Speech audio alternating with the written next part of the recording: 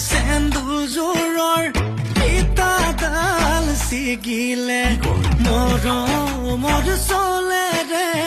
তাই মোক ঠগিলে ঈশ্বৰে সজিলে খৰখেদাকৈ কপালত আহিলো ফুটা এটা লৈ সাঁতুৰি নাতুৰি পাৰ হোৱালৈ মই চোন ঢুকামগৈ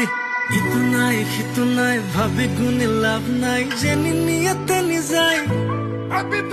মাথাৰ প্ৰেছাৰ হাই ডিঙি চিকা মাৰি যায় কিবা অকণ দিও খাই